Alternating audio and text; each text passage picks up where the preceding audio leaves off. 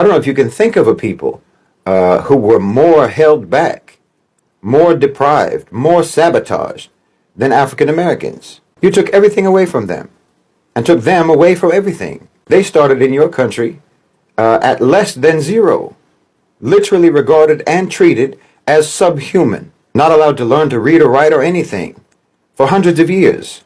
But you see, they come from a people of accomplishment to one degree or another, not a people of piracy and theft and appropriation. They come from a people who created and built and developed in their own land. And I pray that in my next life, I get to see a generation of white people that know how to take accountability the way Shahid Bolson does. And I hope I'm saying his name right. See, ladies and gentlemen, I have not seen in a long time a grown-up white man realize the problem with their race compared to African Americans. See, a lot of times we see people on the rise like Charlie Kirk. Recently, we started having a new one that's talking about the Purple Revolution. They be talking about black people this, black people that. Charlie Kirk was busy talking about how it was better in slavery days for black people. He was talking about how, well, black people commit the most crimes in the United States of America.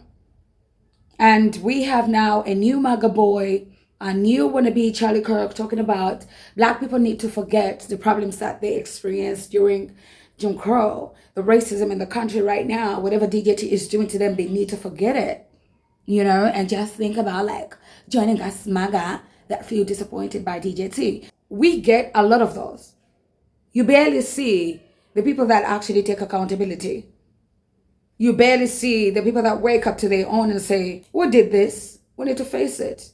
Well, ladies and gentlemen, I guess they are there and they're not afraid to say, we are the enemy. Black people are not. If you can think of a people who were more held back, more deprived, more sabotaged than African Americans. You took everything away from them and took them away from everything. They started in your country at less than zero, literally regarded and treated as subhuman, not allowed to learn to read or write or anything for hundreds of years. But you see, they come from a people of accomplishment to one degree or another, not a people of piracy and theft and appropriation. They come from a people who created and built and developed in their own land.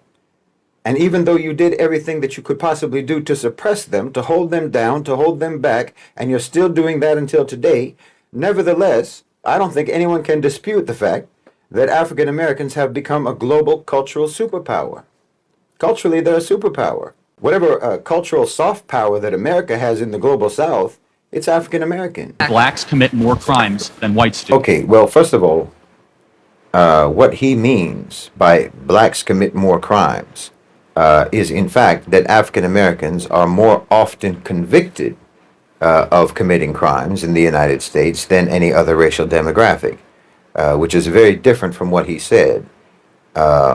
All that indicates is that the so-called criminal justice system in the United States is primarily only effective in the selective investigation, prosecution, and conviction of African Americans and other so-called minorities, as opposed to investigating, prosecuting, and convicting white perpetrators. The statistics that he's citing are actually an evidence arguing racial bias in policing, in prosecution, and in trials. It's not an evidence of greater criminality along racial demographic lines, no. Rather, it's only the assignment of criminality that falls along racial lines. I mean, more than half of all violent crimes in the United States go unsolved, overwhelmingly the case in certain types of violent crimes. So we're not talking actually about a criminal justice system that works, that's actually effective, that's actually efficient, that actually does its job. What we have is a criminal justice system that disproportionately seems to only quote-unquote work when the perpetrators are not white. African American victims of homicide, by the way, make up most of the victims of homicide cases that go unsolved, whereas most homicide cases in which the victim is white, those get solved. In other words, crimes against white people are more likely to get solved than crimes against African American people or any other so-called minority group, a member of the global majority. And they're even more likely to get solved when the perpetrator of the crime happens to be African American. So, in other words, if you're a white victim, you're more likely to get justice, and if you're a white perpetrator, you're more likely to escape justice. That's the system, and that's all that is evidenced by what he's saying. So when you look at the number of unsolved crimes, it's not unreasonable to assume that the, say, 60% or so of violent crimes in America that never get solved, that those are very possibly crimes committed by white people against African American people or against other so-called minority groups. So rather than saying blacks commit more crimes than anyone else in America, it would be more honest to say that no one who commits a crime in America is more likely to be punished for that crime than an African American. And in fact, it's also more likely for an African American person to be wrongfully convicted of a crime of which they are accused. And it's more likely for them to even be punished for that, even when they have been proven innocent. And you can look at the case right now of Marcellus Williams. So the statistics that he's citing actually only substantiate the belief that the so-called criminal justice system in the United States is a major component of what you can call a systematic domestic ethnic cleansing program in America, being carried out against African Americans and other members of the global majority. That's all that is evidenced by the statistics that he's citing. And this, in fact, demonstrates a vastly greater degree of criminality than anything that he mentioned. And I would go further to say that this speaker himself, with the statistics that he's mentioning and the interpretation that he's putting on those statistics, that he himself occupies a propaganda role in that ethnic cleansing system, for which, in my opinion, he could and should be prosecuted under international law. So I really would hope that people would take this more seriously and understand the gravity of what so-called minority groups, members of the global majority, what they are facing and what they are enduring, and the human rights violations that are committed against them in the United States, that you would take that more seriously, so that when you see someone who is clearly playing a propaganda role in support of what, again, does constitute an ethnic cleansing program in America, when you see someone who is occupying a role of propaganda in support of that system, normalizing that system, justifying that system, rationalizing that system, understand that this person is a criminal. And inshallah, one day they will face justice for that, and should not be regarded simply as someone who is airing offensive or controversial views. No, you should take this more seriously, and not simply use it as an opportunity to have a debate with someone like this. They shouldn't be debated, they should be prosecuted. And especially the African American experience. It's literally not duplicated anywhere on earth in history. African Americans are a completely unique phenomenon as a people. Who they are culturally, what their history is, what their experience is, isn't duplicated anywhere on earth. You don't know where you came from. You don't know what country you came from. You don't know what culture you came from. You don't know what language you came from. You don't know what your religion was before. You, like I've said before, you're more American than anyone because you don't have any other identity. Actually, your entire identity is American-based. That's not the case of anyone else.